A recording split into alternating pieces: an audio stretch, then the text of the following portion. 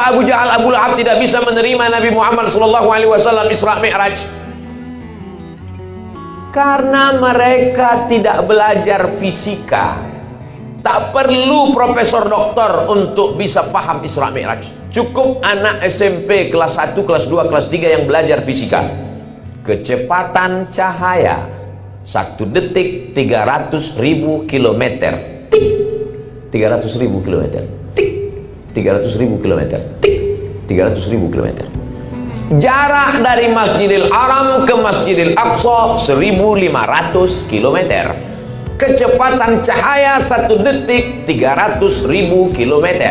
Jika kecepatan cahaya 1 detik 300.000 km dan dari Masjidil Haram ke Masjidil Aqsa hanya 1.500 km, berapakah waktu yang diperlukan untuk Isra? Bisa masuk UAS, ujian akhir semester. Bisa masuk ujian CPNS Provinsi Maluku. Bergizi soal-soal itu. Kenapa? Karena ketika orang memahami itu dengan ilmu modern, inilah yang disebut dengan integrated curriculum, mengintegrasikan antara kurikulum agama dengan kurikulum umum, sehingga dalam kepalanya itu ada akidah, akhlak, tasawuf, fikih, usul fikih, kawaidul fikih, nahu, sharaf, balaghah, ma'ani, bayan, rijalul hadis, muskilul hadis, mukhtaliful hadis. Tapi dalam kepalanya juga ada fisika, kimia, biologi, matematika, bahasa Inggris. Dia bebas mau menjadi apa saja, tapi di hatinya tetap la ilaha illallah Muhammadur Rasulullah. Inna fi khalqis samawati, dalam penciptaan langit, wal ardi, penciptaan bumi, itu semua ayat-ayat. Penciptaan langit, ayat Allah. Ketika dipakainya akalnya untuk memikirkan ayat Allah, muncul ilmu astronomi. Penciptaan bumi, ayat Allah. Ketika dipakainya otaknya, teliti ilmu anatomi tubuh. Kalau dia kaji ayat-ayat Al-Quran, dia akan jadi ahli tafsir. Kalau dia kaji ayat-ayat kasih sayang, dia akan menjadi penulis novel ayat-ayat cinta. Tidak lepas dari kedekatan dengan Allah Subhanahu wa ta'ala. Abu Jahal, Abu Lahab tidak sampai nalarnya ke sana karena dia tidak belajar ilmu-ilmu modern. Anak-anak kita sudah hafal Al-Quran, ada yang juz 30, sudah menghatamkan bacaan Al-Quran. Nanti terserah dia mau sekolah kemana. Ceramah saya di Universitas Islam Indonesia Yogyakarta, ketemu dengan Bapak Rektor. Kata Pak Rektor Ustadz Abdul Somad, siapa saja anak yang hafal Quran 30 juz, maka dia diberikan beasiswa full plus uang saku. Diberitakan anak-anak yang paling banyak di fakultas kedokteran adalah anak-anak penghafal Quran. Allahu Akbar. Dia bisa jadi polisi, dia bisa jadi tentara, dia bisa jadi apapun. Insya Allah kalau hafal Quran dia tidak akan korupsi. Kalau hafal Quran dia tidak akan selingkuh. Kalau hafal Quran dia tidak akan berpikir macam-macam. Al-Quran menjaga dia. Apa kata Sayyidina Ali? Al-malu wal ilmu. Apa beda harta dengan ilmu? Al-ilmu yahrusuka wal malu anta tahrusuhu. Ilmu menjaga engkau, harta itu engkau yang menjaganya. Mereka sudah dapat ilmu. Ilmu itu menjaga mereka. Kita ilmu tak ada, harta pun tak punya, dua-dua tak ada. Mudah-mudahan mereka diberikan Allah dua-duanya insyaallah, amin ya rabbal alamin. Ketiga, kenapa Abu Jahal, Abu Lahab sulit untuk memahami Isra Mi'raj? Karena mereka adalah tak memahami makna asra. Abdul Somad Sara, Abdul Somad, Sara yasiru, Abdul Somad berjalan. Tapi bunyi ayat itu bukan Sara. Subhanalladzi asra, maha suci Allah yang memperjalankan. Kalau memperjalankan berarti ada yang diperjalankan. Nabi Muhammad SAW tidak berjalan, tapi dia diperjalankan. Abdul Somad berangkat dari Cengkareng jam 2 malam. Pesawat pun terbang. sampai ke airport Patimura Ambon. Saya lihat jam saya jam 5, belum saya robah jamnya. Jam 2 berangkat, 3, 4, 5 tambah 2 jam, 6, 7 waktu Ambon. 3 jam Abdul Somad terbang dari Cengkareng ke Ambon. Rupanya di dalam pesawat itu antara satu kaca dengan kaca jendela itu 2, ada kaca luar, ada kaca dalam. Rupanya ada nyamuk yang menyusup ke dalam. Kenapa nyamuk bisa menyusup? Karena mereka tidak ada cek anti rapid test. Bisa nyamuk itu masuk ke dalam. Setelah sampai ke Ambon, keluar nyamuk itu dari jendela kaca pesawat. Berjumpalah nyamuk Cengkareng dengan nyamuk-nyamuk Ambon. Kata nyamuk Cengkareng, gue dari Jakarta jam 2 tadi, sekarang sudah sampai jam 7 waktu Ambon. Maka ketawalah semua nyamuk-nyamuk di Ambon dan di Maluku. Karena dalam sejarah nyamuk, tidak ada nyamuk yang bisa terbang dari Pulau Jawa sampai ke pulau kepulauan ini, di bumi raja-raja ini, yang bisa terbang dalam 3 jam. Kenapa? Karena nyamuk ini menyangka bahwa dia terbang dengan sayapnya yang lemah. Mereka tidak tahu bahwa dia terbang dengan sayap besi. Minyaknya minyak pesawat. Tidak sampai logika Abu Jahal, Abu Lahab untuk menangkap peristiwa itu, maka sulit dia. Maka anak-anak kita diajarkan ilmu-ilmu, tidak hanya ilmu agama, tidak hanya iman yang kuat, tapi juga ilmu rasional. Maka kita diajarkan Rabbana atina fid dunya hasanah wa fil akhirati hasanah wa qina adzabannar. Ini untuk ibu bapak yang mana tahu nanti anaknya nanya setelah 27 Rajab, di mana-mana acara Isra Mi'raj. Papa, mama, ini apa nama acaranya? Isra Mi'raj. Isra Mi'raj itu apa? Nabi Muhammad dari Masjidil Haram ke Masjid Aqsa naik ke Sidratul Muntaha. Kok bisa? Memang dia Superman? Dia tidak berjalan, anakku, dia diperjalankan. Sama seperti semut yang tadi masuk ke dalam rambutan yang ibu bawa dari pasar. Kalau nyamuk samut itu mana bisa dia berjalan kaki, tapi kalau dia dibawa, dia sampai. Sesungguhnya perumpamaan itu adalah untuk memudahkan memahami teks ayat-ayat hadis-hadis Nabi Muhammad sallallahu alaihi wasallam. Tapi akal ini memang sejengkal. Bambu buluh kalau panjang sejengkal jangan sampai kita pakai untuk mengukur lautan. Maka apa kata pepatah, kalau galah panjang sejengkal jangan laut hendak diduga. Tak dapat kau tangkap dengan akal pikiranmu, tapi dengan ilmu pengetahuan dan imanmu kau dapat berkata subhanallah, subhanalladzi asra bi'abdihi. Maha suci Allah dari tuduhan-tuduhan yang tidak layak dilontarkan oleh mulut-mulut Abu Jahal dan Abu Lahab. Tapi ada satu orang yang begitu cerita Nabi langsung percaya. Percaya itu bahasa Arabnya sodaqah. Orang yang percaya itu disebut dengan siddiq. Maka di akhir namanya disebut, digelar dia dengan gelaran Abu Bakar As-Siddiq. Asal usul As-Siddiq adalah kepercayaan dia, keyakinan dia tentang Isra Mi'raj Nabi Muhammad sallallahu alaihi wasallam. Kita lanjutkan. Tiba-tiba suatu malam nazara Jibril, turun malaikat Jibril alaihissalam. Fasyaqqa sadri, dibelahnya dada. Ja'a bitistin min zahab, dia bawa mangkok terbuat dari emas. Mamlu'un bil hikmati wal iman, isinya penuh dengan hikmah dan iman. Kemudian dia lepas jantungku, thumma ghasalahu bima'i zamzam, lalu dibasuh, dicuci dengan air zamzam. Setelah bersih baru dipasangkan lagi, summa atbaqahu, lalu dijahit, dipasang, dibersih lagi. Sebelum Isra Mi'raj. Apa hikmah di balik pensucian hati ini? Ini simbol sebelum sholat kita mesti suci. Suci badan, mandi. Tak bisa mandi, wudu. Tak bisa wudu, tayamum. Tak bisa tayamum, ditayamumkan. Ditayamum tak juga bisa, berarti kena COVID, dibungkus pakai plastik. bersih pakaian, cuci, dibilas. Kain, sarung, baju, koko, mukena dicampurkan dalam mesin cuci. Sementara di situ ada kain kotor anak, bekas kencing, bersatu di dalam, najis. Mesti kering, siram, bilas 2-3 kali, baru dijemur. Itu tadi kan bersatu dengan najis, kenapa tidak kau basuh?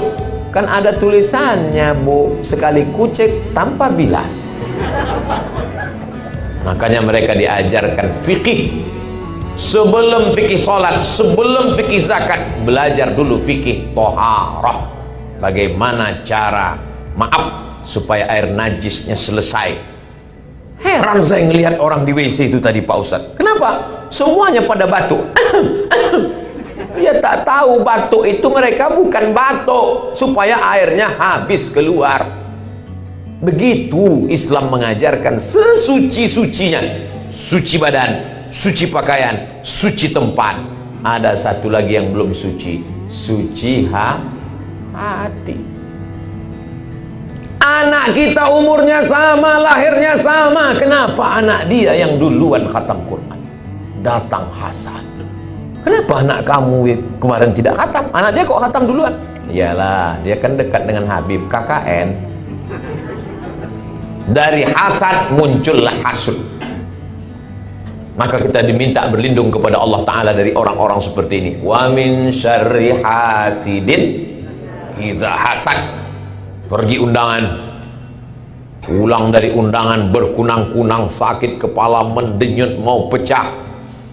Datang dokter bertanya, ada tadi makan gulai kambing? Tak ada. Ada makan soto kambing? Tak ada. Ada makan sop kambing? Tak ada. Rupanya bukan salah kambing. Kasihan kambing, selalu dijadikan kambing hitam. Kata kambing, bukan salah aku. Terus salah siapa? Salah hati, tak bisa melihat nikmat orang lain. Rupanya di tempat undangan tadi nampak tas kulit mahal betul.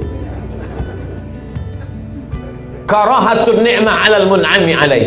Tak senang melihat orang lain dapat nikmat. Yang paling celaka setelah tak senang, wa hubbu zawaliha, ingin supaya nikmat orang itu hilang. Kalau tidak mempan dengan hasud, maka dengan santet, dengan sihir, dengan black magic, dendam kesumat dan lain sebagainya. Melihat orang kaya, sakit hati dia.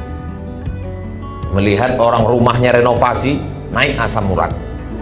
Melihat orang yang bagus bajunya, naik asam lambung. Maka kapan kita bisa menikmati hidup? Orang yang hasad dan dengki itu bukan penyakit akhlak, tapi penyakit tauhid. Berarti dia tidak bisa menerima ketetapan Allah Subhanahu wa ta'ala. Maka kita ridha menerima ketetapan. Tapi kalau dia peroleh dengan cara yang haram, dengan cara yang batil, Islam mengajarkan amar ma'ruf nahi mungkar. Kalau kau nasihati orang di depan orang banyak, kata Imam Syafi'i, sesungguhnya kau sedang menjatuhkan marwah, harkat, martabat, air mukanya. Kalau kau mau nasihati dia, nasihatilah dia 4 mata. Assalamualaikum Ustaz Somad. Waalaikumsalam. Ada yang perlu saya sampaikan. Saya tak bisa bicara depan orang banyak, takut saya nanti Ustaz malu. Oh baik, oke. Mesti 4 mata? Iya Pak Ustaz. Apa masalahnya? Inilah mau minjam duit Pak Ustaz. Tanya mau meluruskan. Ada masanya kita bicara di depan orang banyak, tapi ada masanya menjaga harkat martabat orang. Makanya kata Nabi, di dalam badan manusia itu ada segumpal ala fil jasadi mudghah, idza salahat salahal jasadu kulluh. Kalau yang segumpal sekepal itu baik, maka dari ujung rambut sampai ke ujung kaki menjadi baik. Wa idza fasadat, kalau dia rusak, maka dari ujung rambut sampai ke ujung kaki menjadi rusak. Ala wahiyal qalb, yang segumpal itu adalah jantung. Makanya kita selalu takut kena penyakit jantung. Kemana Pak Haji kemarin yang kalau di sholat di masjid selalu di sebelah kanan imam itu meninggal mendadak Pak Ustaz? Kenapa? Jantung koroner. Mana pernah kita dengar cerita si anu meninggal kenapa? Kena kurang. Jamaah yang dimuliakan Allah Subhanahu wa ta'ala. Jadi Allah berikan perumpamaan jantung itu zahir dan batin. Ada namanya jantung, memang fungsi jantung dalam tubuh itu luar biasa. Dialah yang menjemburkan, menyemprotkan darah, berdetak, berdegup. Pegang dada sebelah kiri, terasa berdetak, berdegup. Kalau tak terasa, kasih tahu panitia. Begitu juga dalam diri kita ini ada hati, tempat bersatunya baik dan buruk. Di sanalah kita akan melihat segala perbuatan kita. Maka apa kata Allah Subhanahu wa taala, wa nafsin wa ma sawwaha, demi jiwa dan penciptaannya, fa alhamaha fujuraha wa taqwaha. Kami berikan dua jalan, ada jalan fujur, jalan salah, jalan dosa, jalan maksiat, wa taqwaha, jalan baik, jalan takwa, jalan lembut, jalan ridha, jalan qanaah, jalan tawakal. Qad aflaha man zakkaha, beruntunglah orang yang mensucikan hatinya. Wa qad khaba man dassaha, rugilah orang yang mengotori hatinya. Hati adalah cermin. Kalau cermin kita hitam, maka wajah yang putih pun nampak hitam. Cermin mesti jernih, cermin mesti putih, supaya nampak segala sesuatu dengan jernih. Mana cermin kita? Bukan cermin yang di depan mata, tapi cermin hati kita. Innal kalama la fil fuadi, kalimat itu letaknya di dalam hati. Wa inna ju'ilal lisan, diciptakan lisan untuk menceritakan apa yang ada di dalam hati.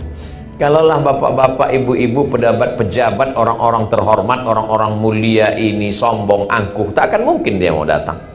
Pak Kapolres, dari mulai datang tadi sampai acara petang sampai malam nih sempat datang. Pak Sekda sempat datang, Ibu DPD sempat datang. Padahal kalau secara usia, ngapainlah kita datang cuma dengar ceramah Abdul Somad? Kita udah main bola, dia masih merangkak lagi. Kita kan jauh di atas dia.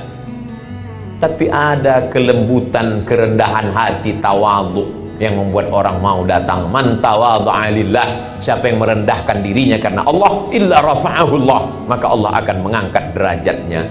Jadi Isra Mi'raj adalah penghambaan diri serendah-rendahnya sehingga Allah mengangkat setinggi-tingginya. Kalau kau mau diangkat Allah, maka rendahkanlah dirimu sampai kau merasa kau seperti mayat yang sedang dimandikan orang yang sedang memandikan jenazah. Bagaimana orang sedang memandikan jenazah? Tangannya dibengkokkan, hidungnya dipakai kapas, tak ada melawan. Mohon maaf Bapak Ibu yang pernah memandikan jenazah, ada pernah ketemu jenazah melawan? Kalau ada berarti dia belum mati. Ini semua menunjukkan bahwa kita rendah hati. Ustaz Abdul Somad nanti datang, sami'na wa ata'na sam'an wa ta'atan habib. Yang penting urus izin keramaian, semuanya selesai saya akan datang. Nanti kita acara dulu atau makan dulu acara. Terserah Habib, saya ikut saja. Ustaz Somad nanti acaranya mau duduk atau berdiri? Terserah, tapi rasa-rasanya saya mau berdiri Habib. Soalnya kalau duduk nanti jamaah mungkin ada yang dibalik tiang, ada yang duduk tak nampaknya. Banyak juga jamaah ini mau melihat, menyaksikan apa sama wajahnya di YouTube dengan asli. Jamaah, ini saya mau jelaskan kenapa saya berdiri. Padahal sebetulnya adab thalabul ilmi itu mesti duduk. Ini saya jelaskan supaya jangan ada dusta di antara kita. Setelah suci bersih, barulah Nabi Muhammad SAW melanjutkan perjalanan. Lalu kemudian dalam perjalanan itu, pergilah dari Masjidil Haram ke Masjidil Aqsa sampai di Palestina. Lalu kemudian Nabi sholat di Palestina dan dia melihat imamnya adalah dirinya. Nabi Ibrahim dia lihat sebagai makmum, Nabi Musa dia lihat sebagai makmum, Nabi Isa alaihi salam, Isa bin Maryam dia lihat sebagai makmum. Maka ini adalah simbol kepemimpinan Nabi Muhammad sallallahu alaihi wasallam. Anak-anak kita ini siap menjadi pemimpin. Makanya doanya, Rabbana hablana min azwajina wa dzurriyyatina qurrata a'yunin waj'alna lil muttaqina. Jadikan anak-anak kami menjadi pemimpin. Kalau bapak ibu mengantarkan anaknya ke Darul Mustafa Hadramaut, tak anak. Walaupun kadang logika orang tua tak dapat ditangkap oleh anak, termasuk saya pribadi. Dulu sempat saya lama termenung di tepi Sungai Nil. Jangan-jangan anak angkat aku. Sampailah hati mereka. 4 tahun nggak pulang pak. Berangkat 5 September 1998 2002 baru pulang. Sempat lupa wajah orang tua. Pergi haji naik kapal laut, dipukul ombak di pas gelombang, dari terusan Suez melewati Laut Merah sampai ke Jeddah. Melihat wajah orang Arab nggak bisa, lain wajahnya. Nampak orang Indonesia, tengok lama, takut pula dia, disangkanya kita copet. Ini jamaah haji gelandangan gitu. Nggak punya hotel, nggak punya penginapan, nggak punya duit. 4 tahun, lalu kemudian baru pulang. Setelah itu lanjut lagi pergi ke Maroko 2 tahun. Masih ada lagi beasiswa sisa-sisanya. Mak, aku mau lanjutkan lagi nih sampai S3, karena ada program ini, ada 3 tahun, berapa tahun lagi jatah. Apa kata almarhumah ini? Tak ada gunanya kau balik doktor tapi aku almarhumah. Betul juga cakap dia itu. Setelah dia meninggal rasanya tak ada gunanya hidup ini. Dapat saya doktor dari Sudan, dapat profesor dari Brunei Darussalam, dapat apapun, hampa rasanya. Jadi saya ingatkan kalian anak-anakku, kalau masih ada mereka, senangkan hatinya. Kemanapun kalian dikirimnya nanti, diam aja kalian. Kukirim kau ke Yaman, diam aja. Kukirim kau ke Kairo, diam aja. Kukirim kau ke Amerika, belajar bahasa Inggris dulu aku mak. Karena niat mereka tidak jahat nak. Mereka hanyalah orang yang ingin melihat kalian bahagia selagi masih ada. Tapi tak semua orang tua tidak ada. Apakah orang tua kalau sudah tak ada di pelupuk mata meninggal dunia berarti dia tidak ada? Dia ada. Dia melihat kalian dari alam sana. Dia tersenyum saat ini melihat kalian khatam Quran dari Al-Fatihah sampai ke An-Nas kalian bacakan bersanad ke guru kalian, bersanad kepada Sayyidil Habib Rifqi Al-Hamid. Habib Rifqi bersanad kepada Habib Umar bin Hafiz. Habib Umar bin Hafiz bersanad kepada ayah-ayah beliau, kepada para habaib, sampailah kepada Sayyidina wa Maulana Muhammad sallallahu alaihi wasallam. Maka ini anak-anak kita didik menjadi pemimpin. Seorang laki-laki memandikan anaknya dari seberang sungai. Saat dia memandikan anaknya itu, lalu dia tunjuk ke seberang. Nah, itu adalah bangunan yang megah dan mewah. Nanti sampai masanya kau akan menjadi pemimpin di sana. Nah, anak itu bernama Muhammad Al-Fatih. Muhammad Al-Fatih saat dimandikan ayahnya selalu menunjuk, itu yang akan kau kuasai nak. Dan betul-betul saat dia menjadi raja panglima, dia menguasai, jadilah kota itu bernama kota Istanbul. Apakah kita saat memandikan anak-anak kita juga berpesan seperti Muhammad Al-Fatih? Pernahkah kita berpesan demikian? Jangan-jangan bapak-bapak ketika ibu-ibu memandikan anak, nah, aku ingin kau jadi PNS nah. Jadi PNS tidak salah, jadi PNS bagus, jadi polisi hebat, jadi tentara mantap. Tapi ketika kita katakan kau jadi PNS yang pemimpin, kau jadi polisi yang pemimpin, kau menjadi tentara yang pemimpin, kau menjadi pengacara yang pemimpin, sehingga dengan kekuasaanmu semua mendapatkan rahmat dan kasih sayang. Mana contohnya? Sulaiman alaihissalam ketika dia berjalan, apa kata semut-semut? Ya ayyatuhan namul udkhulu masakinakum. Hai semut-semut, masuk kalian ke sarang-sarang. Nabi Sulaiman menahan pasukan bala tentaranya. Hai tentara, jangan jalan dulu. Kenapa kata tentara? Aku mendengar Panglima Semut sedang memerintahkan anak buahnya untuk masuk sarang. Takut ada yang terinjak pecah perutnya oleh sepatu-sepatu tentara Sulaiman. Apa maknanya? Kalau kau menjadi pemimpin yang soleh, semut pun tak ada yang mati pecah perut, semut pun tak ada yang teraniaya. Kenapa? Karena engkau datang sebagai wa ma arsalnaka illa rahmatan lil alamin. Kalau kau berkuasa, tidak ada ranting yang patah. Kalau kau berkuasa, tidak ada buah yang rusak. Kalau kau berkuasa, maka ada kekuasaan yang kau pakai untuk menolong semesta alam. Itu kepemimpinan Muhammad SAW.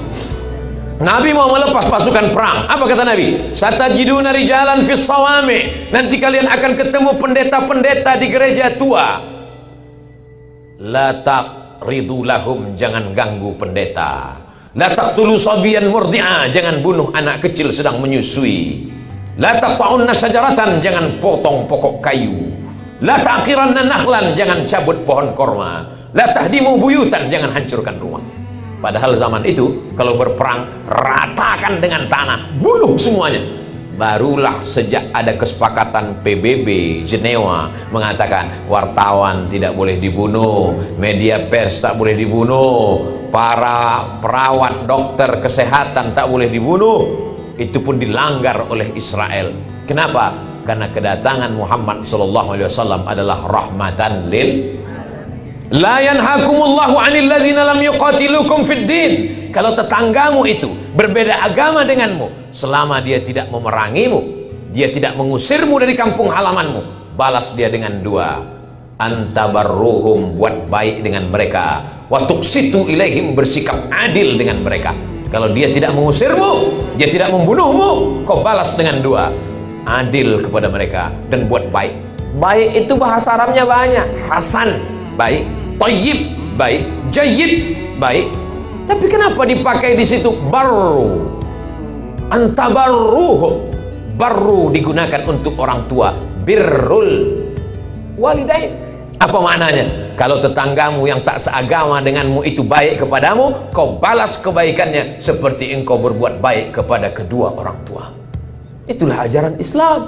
Itulah yang membuat Kristen Ortodok Koptik bisa bertahan di Mesir sampai hari ini. Itulah yang membuat umat Islam ketika dia memiliki kekuasaan di India, orang Hindu tetap bertahan sampai hari ini. Kenapa? Karena prinsip ketika kitab suci dibaca Bismillahirrahmanirrahim, Muhammad dibacakan oleh Sayyidi Al-Habib Ahmad As-Sagab, Muhammadinir Raufir Rahim. Ada dua nama Allah yang disematkan kepada Nabi Muhammad SAW, Ar-Rauf, Ar-Rahim. Laqad ja'akum rasulun min anfusikum azizun 'alaihi ma'anittum harisun 'alaikum bil mu'minina raufun rahim. Lembut, berkasih sayang. Itulah dia Sayyidina Muhammad SAW. Patah giginya, berdarah pelipisnya, menetes darah di bawah terompah kayu basah. Datang malaikat mengatakan, ya Muhammad SAW, kalau sampai darah di kakimu itu menetes ke tanah, kuratakan Taif dengan tanah, hancur orang Taif itu semua. Apa kata Nabi SAW? Asallah an yukhrij min aslabihim man ya'budullaha wa la yusyrika bihi syai'a. Ya Allah, keluarkan anak cucu orang Taif, orang-orang yang menyembah engkau, dikeringkannya darah yang di tapak kakinya sehingga tak menetes ke tanah. Karena kalau sampai menetes ke tanah, rata Taif. Andai sayalah yang jadi nabi waktu itu. Ini kaki sedang basah ini. Lalu kemudian datanglah malaikat. Hai Abdul Somad, kalau menetes darah itu ke tanah, kulenyapkan semua netizen-netizen itu. Langsung saya buka sepatu, saya injak-injakkan tanah itu. Quran yang dibaca Muhammad SAW sama dengan Quran yang kita baca. Sabda yang keluar dari mulutnya itu juga yang kita baca dalam Sahih Bukhari, Sahih Muslim, Sunan Abi Dawud, Sunan Nasai, Sunan Tirmidzi, Sunan Nasai, Sunan Ibni Majah, Musnad Ahmad bin Hanbal, Muwatta Malik, Sunan Ad-Darimi. Apa bedanya? Ada kelembutan hati melihat orang bukan sebagai musuh, tapi melihatnya sebagai hamba Allah yang perlu diselamatkan. Allahumma hdi qaumi fa innahum la ya'lamun. Setelah itu dia pun naik ke Sidratul Muntaha. Apa tujuan dari Isra Mi'raj itu? Linuriyahu min ayatina, supaya dia melihat. Sorga didengar, neraka didengar, malaikat didengar, nabi-nabi didengar. Abdul Somad hanya mendengar, sedangkan Muhammad SAW melihat. Mana yang lebih kuat, mendengar atau melihat? Melihat. Katanya Ustadz Somad datang ya ke Ambon. Ya, aku dengar-dengar begitu. Betul, Ustadz Somad ada memberikan tausiah Isra Mi'raj khatam Quran. Ku dengar-dengar beritanya begitu. Kalau kamu, aku melihat dengan nyata. Kalau kau tak percaya, ini selfie kami. Melihat lebih kuat daripada mendengar. Makanya Allah ingin membuat Isra Mi'raj itu untuk apa? Linuriyahu min ayatina. Ketika itu apa yang dia lihat?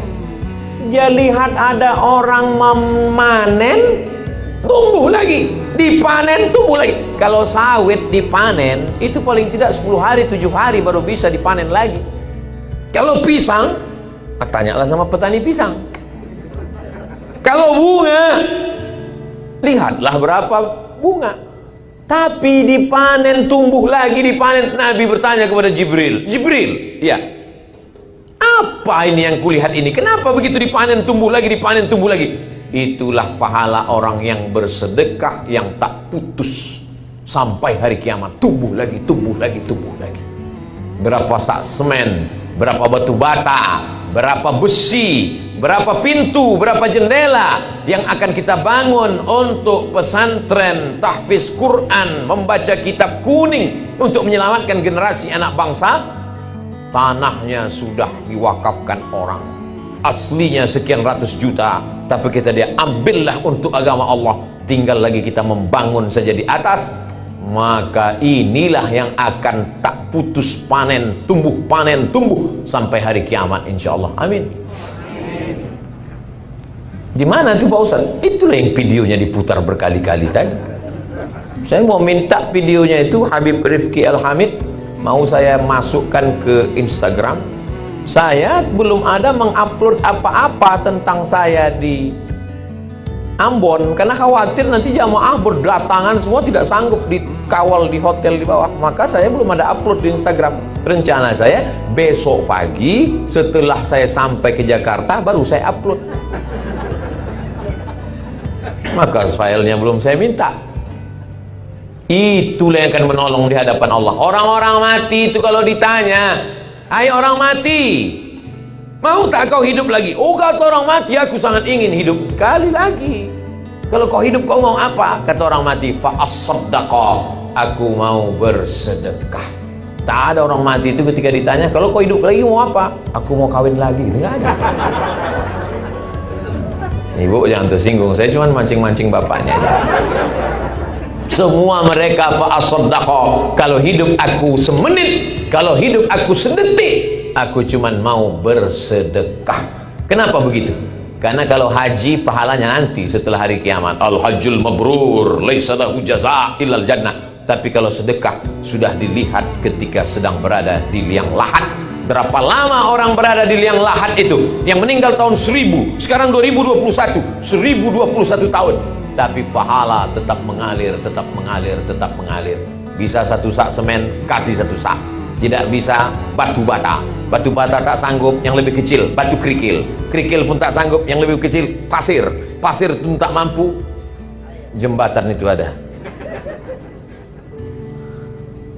Tabassumika fi wajhi akhika shadaqah. Datang ke sana, lihat, bangkitkan semangat tukang-tukang. Bagus ya Pak ya, semangat terus Pak kerja. Senyummu adalah sedekah, memberi motivasi sedekah. Sudahlah, tidak kasih semen, tidak kasih batu bata, tidak membawakan teh manis, tidak membawakan bakwan, sampai ke sana langsung nengok. Ini kelihatannya tiangnya miring. Saya khawatir tukang-tukang ini, apalagi lokasinya di pinggir laut, dicampakkannya kau ke laut. Saudara yang dimuliakan Allah Subhanahu wa taala, orang yang dalam dirinya ada adrenalin sedekah, melihat peluang ini menjadi bangkit semangatnya.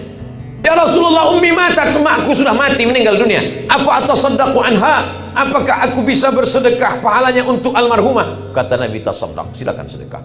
Ayu sedekatu afdal, apa sedekah yang paling afdal? Saqil ma. Datang ke sana, tanya berapa sumur bor yang perlu. Datang ke sana, tanya berapa WC yang perlu. Karena banyak krisis pesantren begitu. Pak Kiai, Habib, berapa santrinya? Alhamdulillah 1000 Pak Ustaz. WC 3. Bayangkanlah antriannya sepanjang apa itu. Maka ini peluang kita semua. Inilah yang akan menolong di hadapan Allah Subhanahu wa taala. Dapat uang tunjangan, dapat tabungan, belikan pakaian 3 lemari. Belikan makanan penuh kulkas. Ma'akal tafa'afnaita, yang kau makan busuk. wa ma labista fa ablaita, yang kau pakai lapuk, wa ma tasaddaqta fa amdaita, yang kau sedekahkan itu yang akan kau bawa untuk hari esok. Beli pakaian sampai 3 lemari, sekaya-kaya orang pakaian paling cuma 3 lapis, singlet di dalam, baju koko, sorban cuma 3 lapis. Kalau ada sampai 4 itu bukan kaya, demam itu.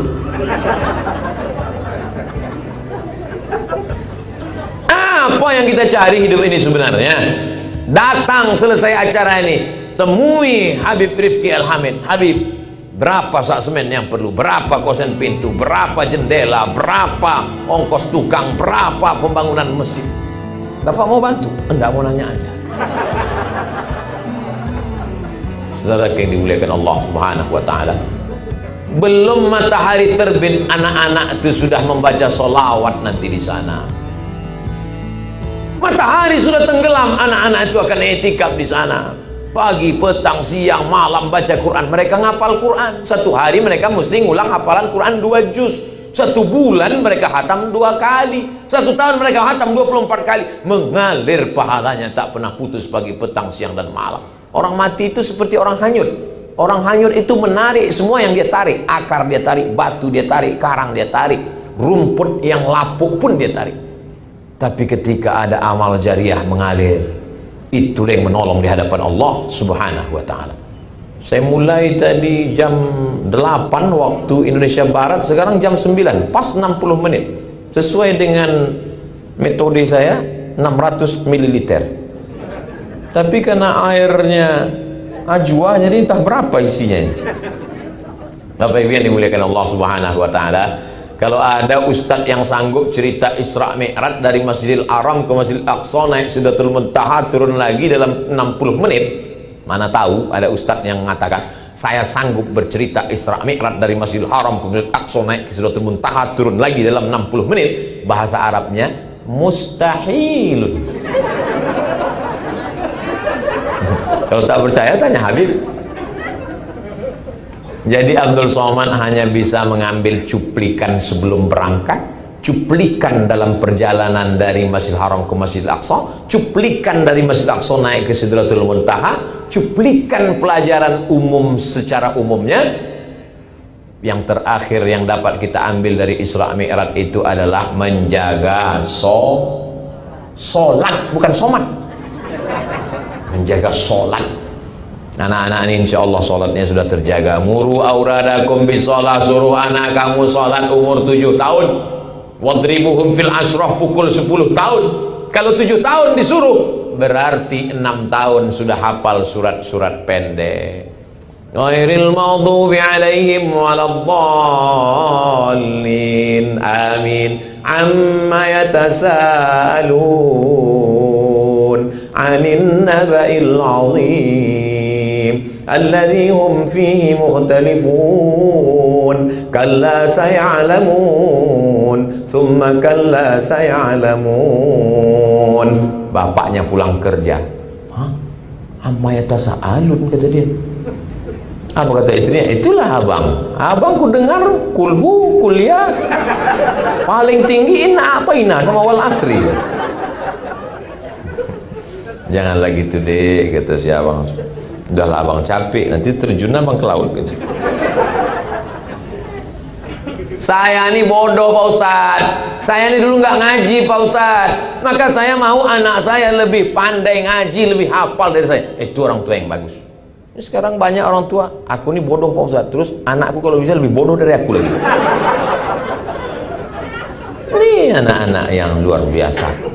Apa ibu yang dimuliakan Allah SWT, sholat tak 1, 2, 3 pertanyaan jamaah melalui DM, melalui WhatsApp, melalui Instagram, melalui SMS. Ustadz, gimana caranya ngasih tahu suami nggak sholat? Kok bisa kau nikah sama dia?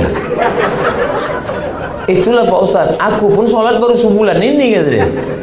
Cocoklah kau genderuwo sama kuntilanak, anak kau tuyul. Tidak ada orang yang tak berdosa. Tapi kalau bisa udah di usia-usia senja ini, baliklah ke jalan Allah Subhanahu wa ta'ala. Kalau malu belajar di depan orang banyak, datangi Habib. Habib, saya malu ini sudah tua. Saya mau belajar sholat lagi, belajar tayamum lagi. Apa yang mau Pak pelajari? Mau belajar mandi wajib, Habib. Anak aku udah 12. Itulah terlanjur, Habib. Enggak apa-apa. Innallaha yaqbalu taubatal abdi. Allah menerima taubat seorang hamba malam yugharghir, sebelum gharah-gharah di tenggorokan. Jangan pernah malu, datang. Saya sudah dibawa tadi ke majelis Habib Rifki Al-Hamid. Ke bawah saya lihat, naik saya ke atas, melihat majelis beliau. Sampai pula saya ke tepi lautan. Apa nama tempat ini, Habib? Liang. Bagus ini tempat. Supaya apa? Supaya ingat orang liang lahat. Jamaah yang dimuliakan Allah Subhanahu wa taala, siapa yang tak berdosa di dunia ini? Ustaz Abdul Somad ada dosa. Oh, dosaku yang paling banyak. Berapa banyak jamaah yang tersinggung mendengar ceramah saya? Cuman mereka nggak ngaku. Ada jamaah tersinggung? Enggak, Pak Ustaz. Karena dia tahu beberapa jamaah yang tersinggung itu pas pulang meninggal. Jamaah yang dimuliakan Allah, saya tak ada niat buruk, tak ada suuzon, tak ada apa-apa. Cuman supaya kita kembali ke jalan Allah, supaya kita sholat, kalau punya duit berzakat, kalau dikasih rezeki berlebih infak sedekah, dan sampai pula kita nanti berziarah ke makam Nabi Muhammad SAW. Betapa suara Habib Ahmad tadi. Assalamu alayka ya Rasulullah. Assalamu alayka ya habibi ya Nabi Allah ya Rasulullah, di depan makam Nabi Muhammad SAW. Tak bisa sekarang, sekaya-kaya orang nggak bisa sekarang, Covid. Tapi berkat doa-doa para habaib orang soleh, insya Allah panjang umur kita bersalam di depan makam Nabi SAW. Saya karena tak bisa bersalam di depan makam Nabi, setiap berdoa saya tetap salam dengan Nabi. Alhamdulillahirrahmanirrahim. Wassalatu wassalamu ala asyrafil anbiya wal mursalin. Saya tetap ucapkan salam. Assalamu alayka ayyuhan nabiy wa rahmatullahi wa barakatuh. Setiap salat, at-tahiyatul mubarakatus salawatut thayyibatu lillah. Assalamu alayka ayyuhan nabiy wa rahmatullahi wa barakatuh. Seakan-akan kita sedang berhadap-hadapan dengan Nabi Muhammad sallallahu alaihi wasallam. Wassalamu alayna wa ala ibadillahi salihin. Ashhadu an la ilaha illallah. Begitu sholat itu pelan. Ini ada banyak orang sholat at-tahiyat itu macam makan goreng kepanasan.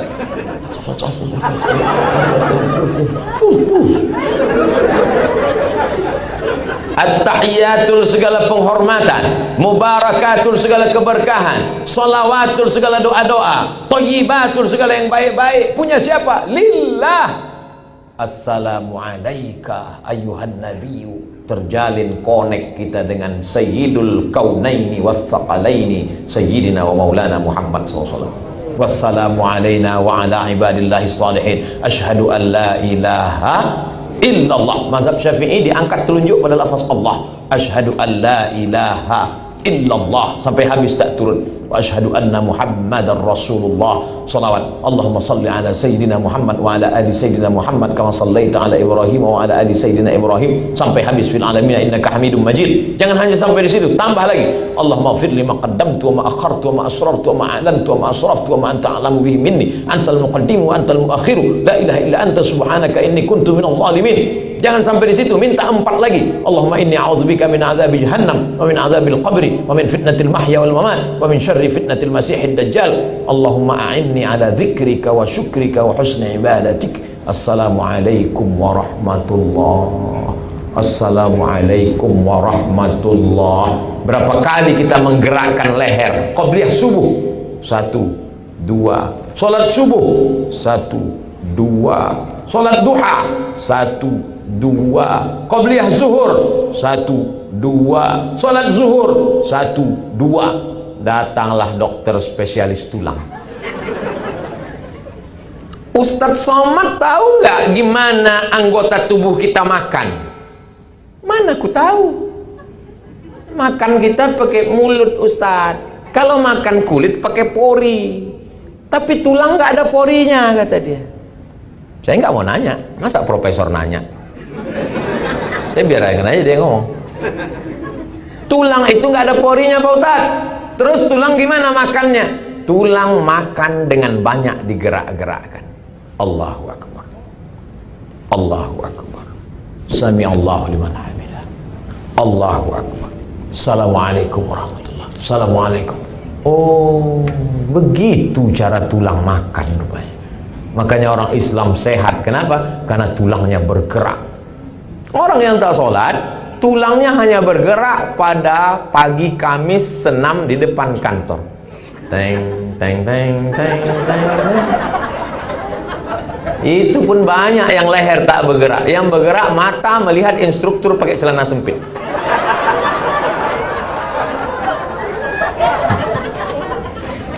Dulu, sekarang COVID tak ada lagi. Ini jantung menyemburkan darah. Darah disemburkan dari jantung naik ke otak. Apa yang dibawa oleh darah? Oksigen.